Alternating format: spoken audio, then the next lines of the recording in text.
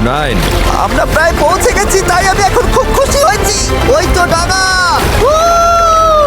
আমাদের উত্তেজনাই আমাদের ভুল করাচ্ছিল, কারণ সামনে আরেকটা জোয়ার বদলের সময় আসছিল। জোয়ার বদলাতে আর মাত্র 20 মিনিট আছে, আমাদের সময় প্রায় শেষ। হাওয়া বা স্রোত ভুল হলে আমরা ইঞ্জিন থাকলেও কোনোভাবে ওই দ্বীপে পৌঁছতে পারবো না। এটাই শেষ সুযোগ বন্ধুরা, সবটুকু শক্তি ঢেলে দাও। আমরা প্রায় পৌঁছে গেছি, কিন্তু এখনই জীবন মরণের মুহূর্ত। আমরা হয়তো 1.5 কিলোমিটারের 3 ভাগের 1 ভাগ দূরে আছি, কিন্তু স্রোতের তোরে আমরা ভেসে গেলে এই দ্বীপটা পুরোপুরি মিস করবো আর ভিডিওটা একেবারে দফারফা হয়ে যাবে। অনেক বেশি ডান দিকে চলে যাচ্ছে। আমরা মিস করে ফেলবো। এটা কি আর কি নাকি? চলো বন্ধুরা, আমাদের আরো জোর লাগাতে হবে। এটাই শেষ 15 মিনিট। জোর লাগাও, জোর লাগাও। 11 ঘন্টা ধরে আমরা এই নৌকায় আছি, এখন আমরা হার মানবো না। এটাই আমাদের সময়, আমরা দ্বীপটা দেখতে পাচ্ছি, আমরা দ্বীপে পৌঁছতে পারি। একসাথে করো। আর মাত্র 10 মিনিট। ভাই আমি এক্ষুনি বমি করে ফেলবো। আমরা যখন ঠিক প্রায় 95% পথ পেরিয়ে গেছি, তখন সবকিছু আবার ভুল হতে শুরু করলো। হাওয়ার দিক পুরোপুরি বদলে গেছে, পাশ থেকে জোরে হাওয়া বইছে। আমরা কি পাল নামিয়ে দেবো? মনে হচ্ছে এটা আমাদের দক্ষিণে ঠেলে দিচ্ছে। পাল ছাড়া আমরা হাওয়ার সাথে লড়তে পারবো না। তুমি বুঝতে পারছো না হাওয়াটা কোন দিক থেকে আসছে? হাওয়া তো একদম আমাদের মুখের ওপর। এবার মনে হয় পাল তোলা উচিত। এটার কোনো মানে হয় না আমার কাছে। আমরা দূরে চলে যাচ্ছি। 5, জোর লাগাতে হবে, নইলে মিস করবো। ডান দিকে চলো শুরু করি।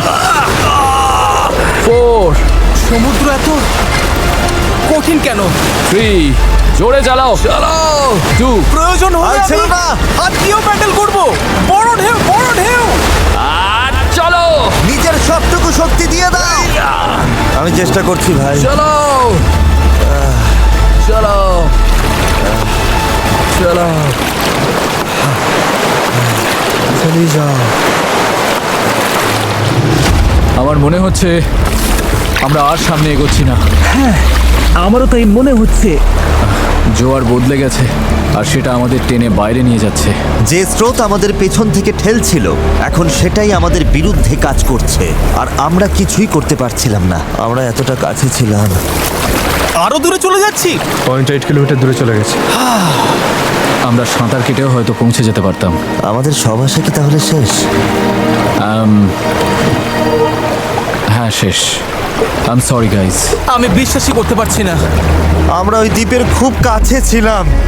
আর এখন দূরে সরে যাচ্ছি, আর দেখছি যেখানে আমাদের যাওয়ার কথা সেটা হাত থেকে ফসকে যাচ্ছে। আমার কাঁদতে ইচ্ছে করছে। এত কিছু করলাম তবু পৌঁছতে পারলাম না। কিচ্ছু ভালো লাগছে না।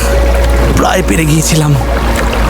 এই নৌকায় প্রায় 12 ঘন্টা ধরে দাঁড় টানা আর পাল চালানোর পর, ওফ, আমরা যদি আর মাত্র 20 মিনিট আগে পৌঁছতাম, তবে আমরা ওই দ্বীপে থাকতাম। আমরা ওখানেই ছিলাম। Sorry guys. আমরা সবাই আরো ভালো করতে পারতাম। চলো ফ্লেয়ার ছড়ি। আমি এই জিনিসগুলোকে ভালোবাসি না। এটা এই চ্যানেলে এখনো পর্যন্ত আমার করা সবচেয়ে কঠিন চ্যালেঞ্জ ছিল, আর এতটা কাছে গিয়েও ব্যর্থ হওয়া, তাও স্রেফ শেষ 5% পথে জোয়ার বদলে যাওয়ার কারণে, এটা মেনে নেওয়া একদমই কঠিন। আমি জানি না আমি কি বলবো। আমি হারতে পছন্দ করি না, এই অনুভূতিটা আমার ভালো লাগছে না। আমার মনে হচ্ছে আমি তোমাদের হতাশ করছি। আমি সত্যি দুঃখিত। তাই আমি কথা দিচ্ছি, আমাদের পরবর্তী চ্যালেঞ্জ ভিডিওতে আমি আর হারবো না।